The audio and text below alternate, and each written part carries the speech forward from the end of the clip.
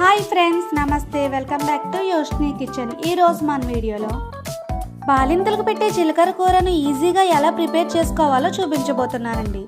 బాలింతలకే కాదండి, ఫీవర్ వచ్చిన వాళ్ళకైనా, జీర్ణ సమస్యలతో బాధపడుతున్న వారికైనా ఈ కర్రీ చాలా బాగా డైజెస్ట్ అయిపోతుందండి.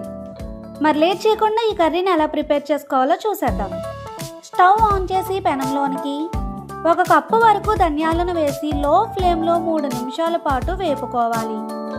తరువాత ఏ కప్పుతో అయితే ధనియాలను వేసుకున్నామో అదే కప్పుతో జీలకర్రను కూడా వేసి మధ్య మధ్యలో కలుపుతూ మంటను లో ఫ్లేమ్లో పెట్టి చక్కగా ఫ్రై చేసుకోవాలి. తరువాత 2 రెమ్మల కరివేపాకును వేసుకోవాలి. తరువాత 2 స్పూన్లు గసగసాలను వేసి చక్కగా ఫ్రై చేసుకోవాలి. తరువాత ఇందులో 10 వరకు వెల్లుల్లి రెమ్మలను వేసుకోవాలి.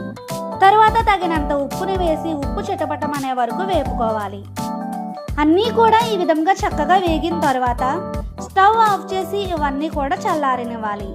చల్లారిన తర్వాత ఇవన్నీ కూడా ఒక మిక్సీ జార్లోకి వేసుకొని వీలైనంత మెత్తగా పొడిలాగా చేసుకొని తరువాత కొంచెం వాటర్ని యాడ్ చేసుకొని ఫైన్ పేస్ట్ లాగా చేసుకోవాలి.